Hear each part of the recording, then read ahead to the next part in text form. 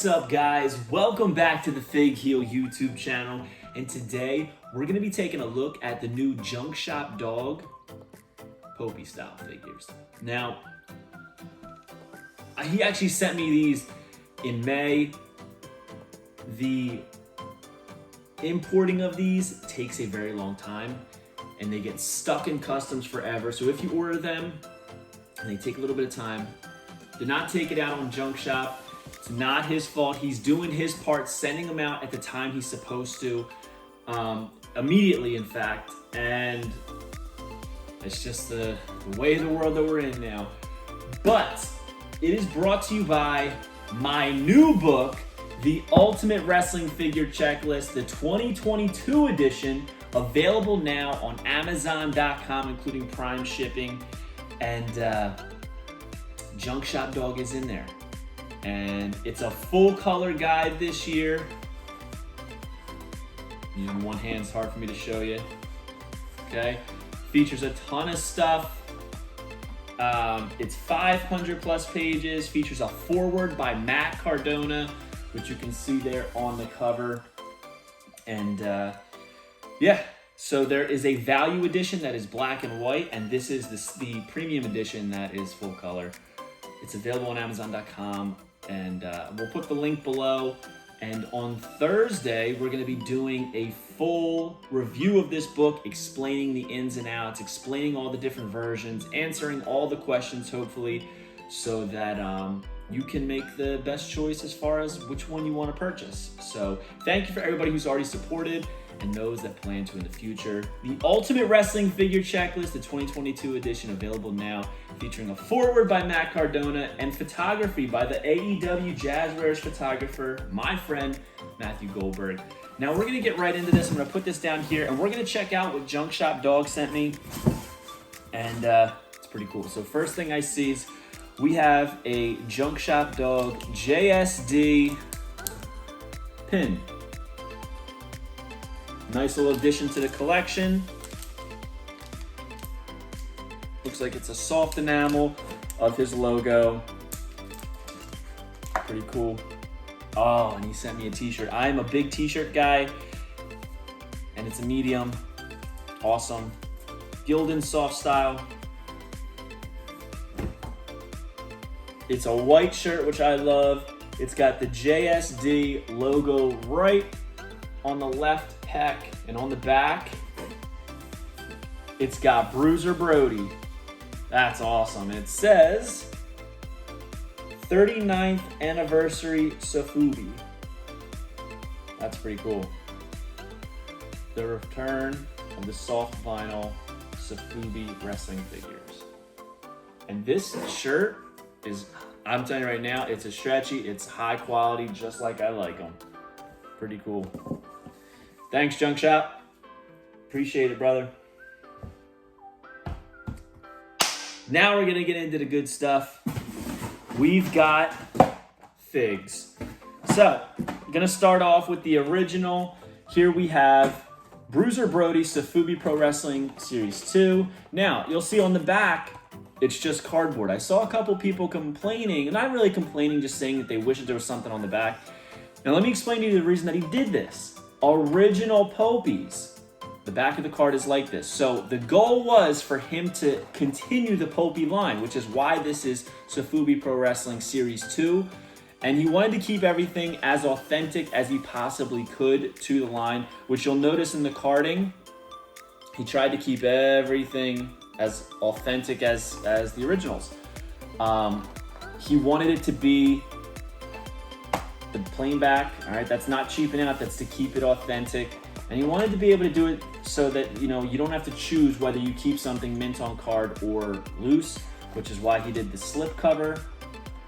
And it's pretty cool. So I think these are really nice. These are very, based on what I've seen of original Popies, this is pretty, the consistency is pretty close to that. Take it out of the bubble. Now the legs don't move, all right, only the arms, which is pretty cool. It's an interesting smell, this vinyl. Now, I heard that it takes a second to get them to stand, but that didn't take too long. All right, just kind of maneuver it a little. It's got black trunks, a pretty cool Bruiser Brody head. He's like screaming. He's got a gray elbow pad, gray knee pad on the same side. The cow print boots, those are like, I guess these are like socks, right? Almost that he would wear these boots. It's really hard to tell. But it's like a yellow striped, almost like sock coming out of the boot. And both arms move up and down. Very, very authentic to the originals. And I think he nailed it, to be completely honest with you. Now, you'll notice that they really paid attention to the details on this picture, as far as the elbow pad, the knee pad on the one side, the cow print boots. They literally took this picture and turned it into a figure, minus the entrance gear, which makes sense because to me, if you went above that, it would be losing a little bit of its luster, I guess that you should say, as far as Sofubi's, because the originals did not have entrance gear or removable gear. So I think that was the science and the thinking behind that. And I love that you can just take them out and display them. Now we'll move on to number 2, which is Bull Nakano. Now this is probably my favorite one. One of my favorite ones. I'm looking at the other one right now. But it's got the Japanese logo up there, Bull Nakano in American. Sorry, in English. I'm American. What am I talking about? It's got her picture there. Another picture right there, which is what the figure is based off of. Which if you guys watch my channel, you know I love that when the picture looks like the figure. Now these are super lightweight because they're kind of like, if you've ever like seen other Sofubi style Japanese figures or even Poppies, or held one, you'll know that they're very, very lightweight and like hollow on the inside. And this is, man, these things feel like they came right from the original set. So she's barefoot. She's got like those like kick pads, I guess, around the base of her foot. Her heel's coming out. She's got that Bull Nakano shirt that Junk Shop Dog does sell. The sleeves are cut jagged. Different color base underneath it. That like, I guess it's like a singlet that she wears. You can see the cuts in the shirt, which I think is really awesome. The arms move. And an excellent, excellent head. The details are so fine, and it's so simplified that it actually looks amazing that something this simplified can look like a wrestler. I love it. So there's the head. It's got the paint, the mouth's open with the teeth. Her hair is super tall. Whoops. So with the hair, she's taller than Brody. Now, couple things were said about these Poppies as far as how come the scale's different than the originals. The originals didn't have scale. They were all the same size. These have a little bit of a scale, which I think is really cool. So while he's trying to keep Poppies as original as possible, he did want to add scale because, modern collectors were big on scale, right? It's pretty cool.